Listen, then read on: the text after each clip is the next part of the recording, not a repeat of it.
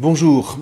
Alors, comme promis, pour mieux comprendre l'impact de la destinée exceptionnelle du patriarche Joseph, le fils de Jacob et de Rachel, nous allons prendre le temps de nous plonger dans l'égyptologie à la lumière de ce que nous apprend le professeur Joseph Davidovits dans son livre « De cette fresque naquit la Bible ». Alors, la première question qui jaillit quand on lit l'histoire de Joseph, c'est « Est-ce que cette histoire est vraiment vraie ?» Et c'est une question légitime parce que de deux choses l'une, soit la Bible ne fait que rédiger un roman fictif pour un peu se faire mousser, mais alors on va s'interroger aussi sur la crédibilité des histoires patriarcales qui précèdent, comme de celles qui vont suivre. Et puis surtout, on se pose la question, mais quel est l'intérêt ? Qu'est-ce qui aurait bien pu motiver l'élaboration d'une telle saga qui n'a quand même rien à voir avec de simples historiettes qu'on se raconte pour se distraire? Parce que non seulement il y a l'histoire en elle-même, mais il y a aussi tout ce qu'il y a derrière. La constitution d'un peuple, l'élaboration de toute une culture, l'alliance avec Dieu, l'élection, l'exode qui en découle, et puis toute la suite. Soit donc, il n'y a aucun substrat historique, soit il y en a réellement un. Mais alors, vu l'immensité du personnage, ce substrat n'a pas pu ne pas laisser de traces dans l'historiographie égyptienne. Alors, la question rebondit, où va-t-on trouver ce substrat ? Et c'est là que je vous propose de suivre la piste tracée par le professeur Davidovits. Cette piste, elle s'ouvre, nous l'avons évoqué dans le clip précédent, sur la 18e dynastie des rois d'Égypte. Ce sont les fameux rois que vous connaissez, que la Bible appelle le pharaon. Ce qui est étonnant, c'est c'est toujours au singulier, sans jamais préciser lequel. C'est un peu comme si dans toute l'histoire biblique, il n'y avait jamais eu qu'un seul pharaon face à l'unique âme Israël, le peuple d'Israël. Comme si ce peuple ne pouvait pas se détacher de ce fameux pharaon qui s'est opposé à Moïse, de sorte que chaque fois qu'il sera question de l'Égypte dans la Bible, chaque fois qu'il sera question d'un pharaon, celui-ci, d'une certaine manière, sera toujours la figure du pharaon de l'Exode. C'est dire si l'événement est important. Par ailleurs, le terme même de pharaon, paro en hébreu, désigne en réalité en égyptien la maison royale, et quand la Bible parle du pharaon comme d'un titre, partout ailleurs, on désigne le souverain d'Égypte comme le roi d'Égypte. Voilà. Pour ce qui nous concerne, un pharaon va en particulier retenir notre attention aujourd'hui. Il s'agit de Thoutmôsis III.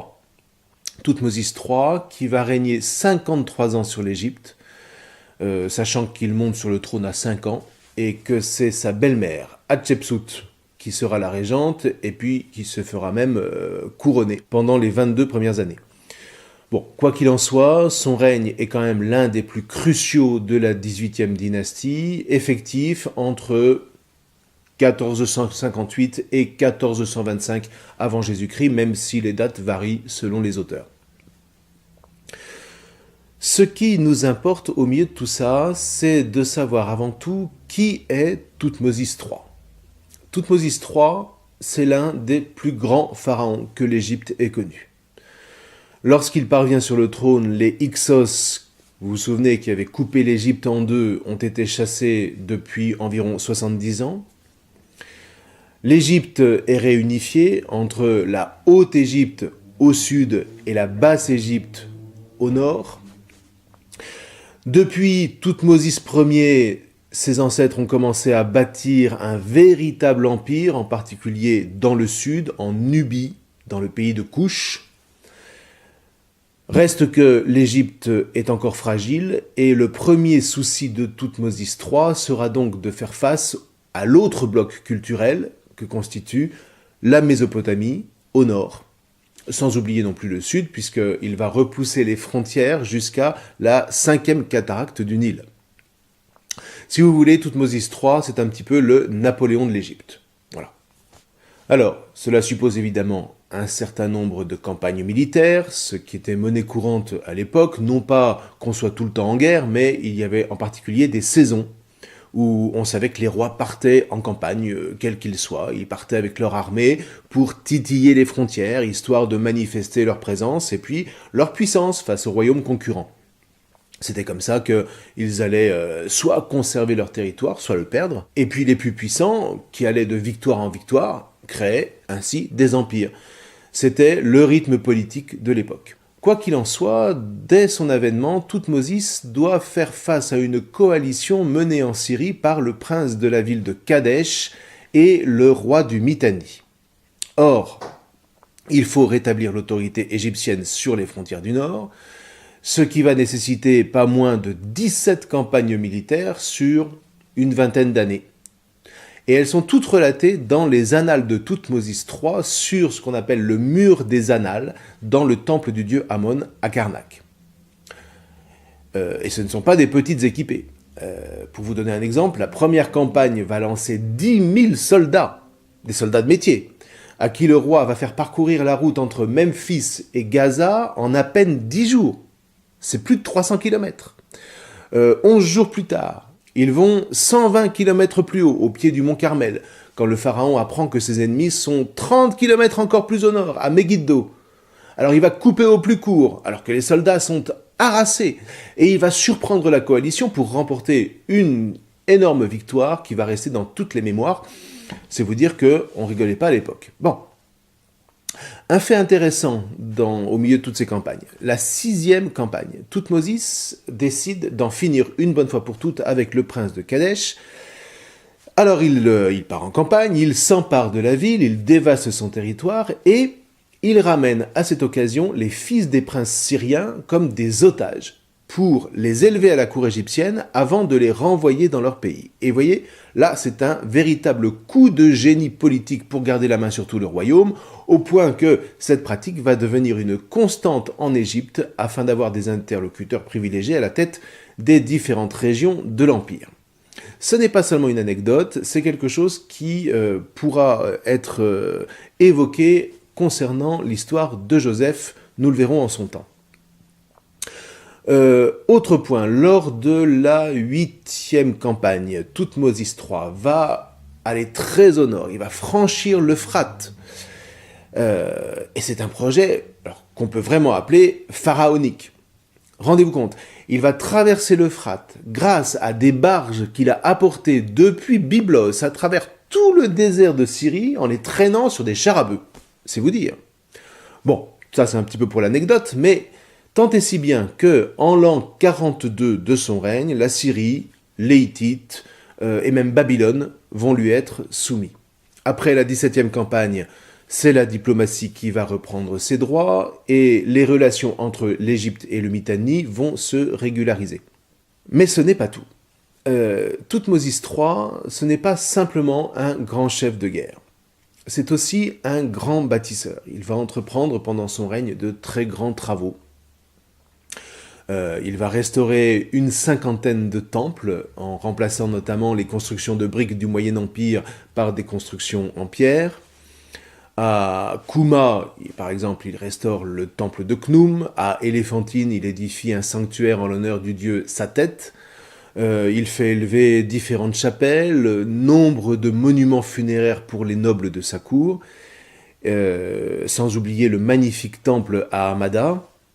Bref, un très long règne qui va permettre de placer l'Égypte au sein d'un vaste empire qui englobe le Soudan actuel et tout le couloir syro-palestinien. C'est grâce à lui que l'empire prospère, une prospérité dont bénéficieront ses descendants jusqu'à Thoutmôsis IV, le futur Akhenaton. Il est aussi important de signaler que Thoutmôsis III est un homme d'esprit. C'est pas simplement un guerrier. C'est quelqu'un qui aime la botanique, qui aime la littérature. Et à Karnak, il fait édifier, par exemple, une salle des ancêtres, avec une longue liste des rois qui l'ont précédé. Dans l'Akhénou, toujours à Karnak, il fait édifier un vaste jardin botanique, une sorte de grand espace orné de bas-reliefs représentant toutes sortes de faune, de flore, un édifice à vocation encyclopédique. Et puis, il consulte fréquemment les manuscrits anciens, Il est passionné par la culture passée et c'est là que semblent se nouer les moments clés de l'histoire de Joseph. Il étudie notamment les récits de l'œuvre d'un scribe fameux dont le nom a été rendu célèbre en France par Alain Chabat dans son film Astérix et Cléopâtre. Ce nom, c'est Imhotep, dont Alain Chabat se sert un peu n'importe comment, et c'est vrai que c'est drôle, mais plus sérieusement, posons-nous la question, qui est ce personnage, qui est Imhotep ?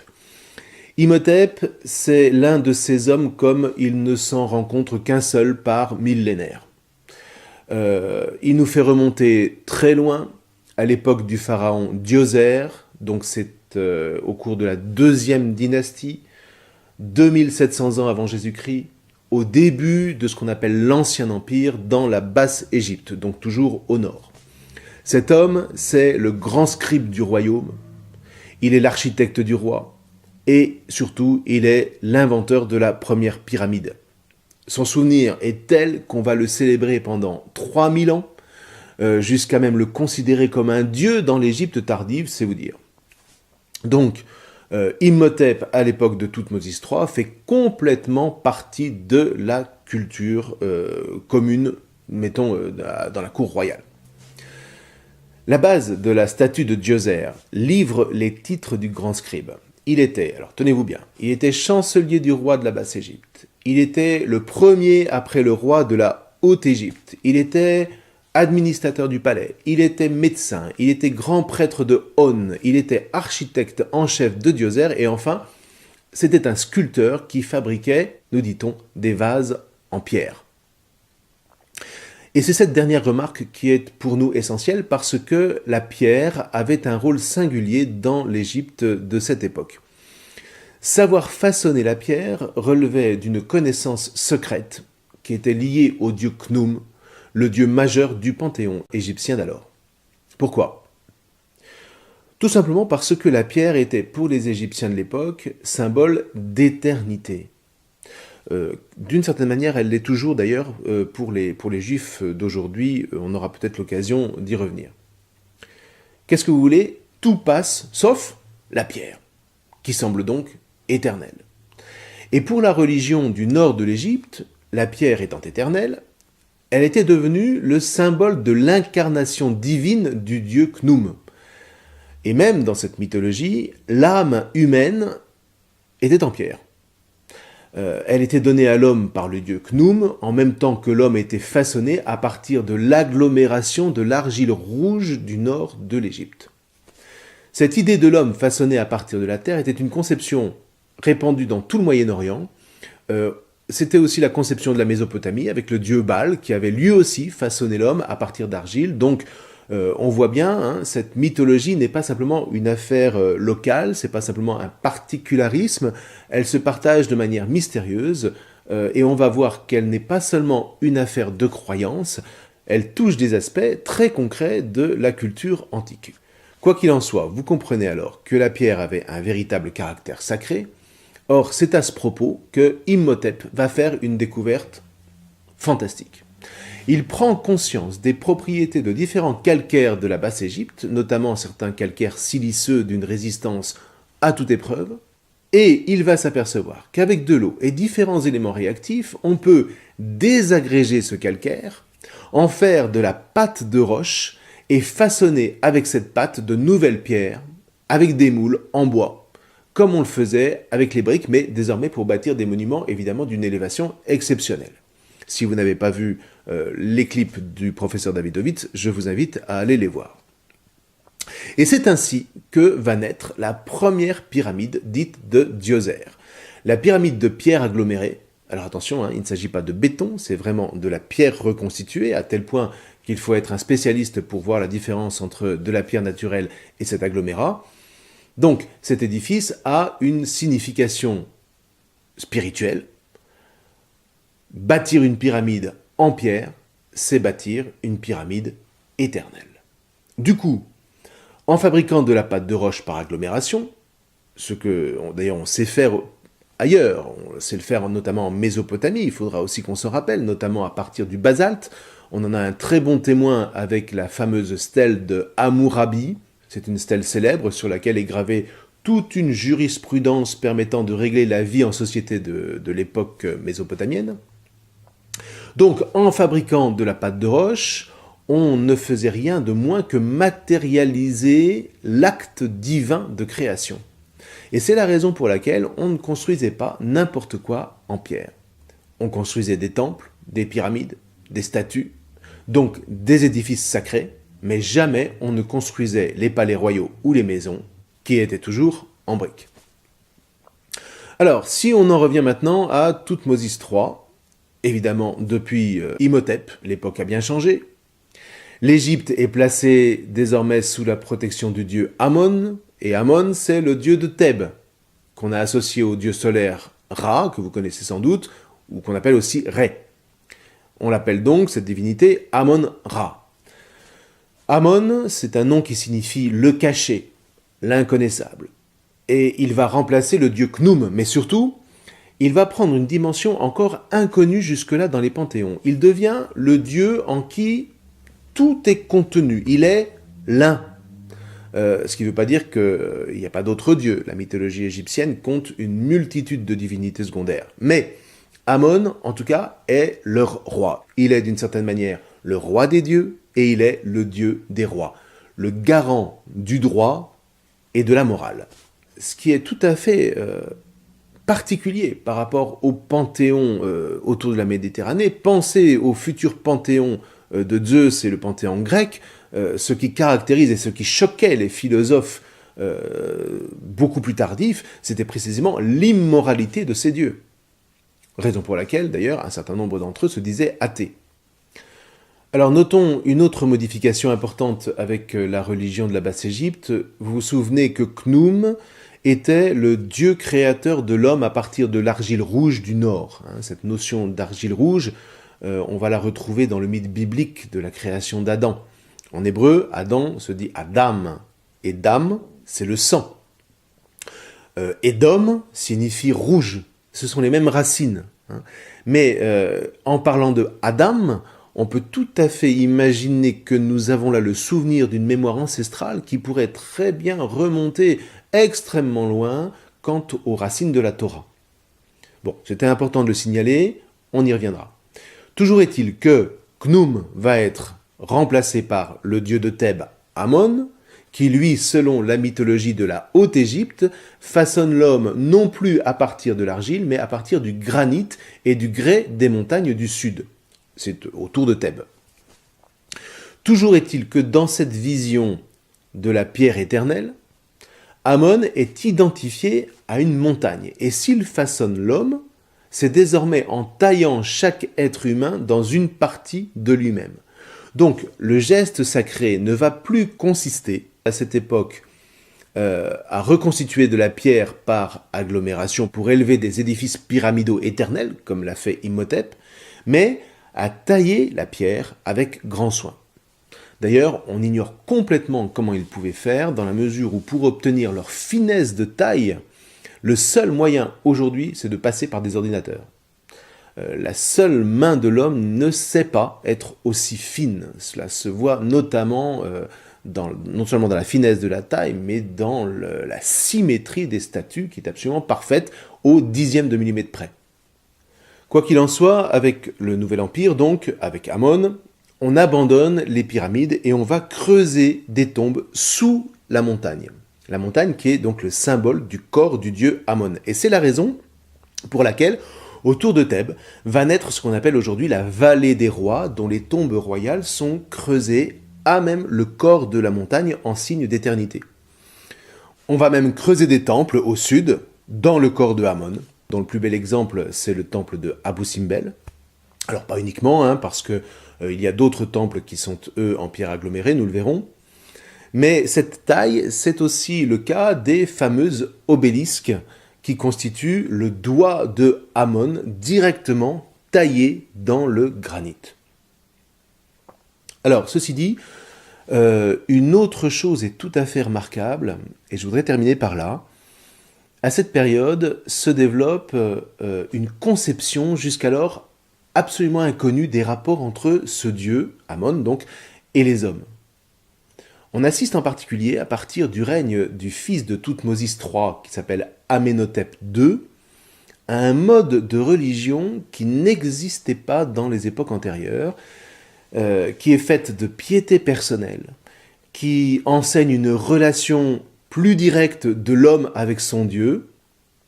Amon devient le Dieu qui sait écouter celui qui l'implore, qui sait pardonner, qui sait consoler. On va l'appeler le Dieu qui secourt les humbles.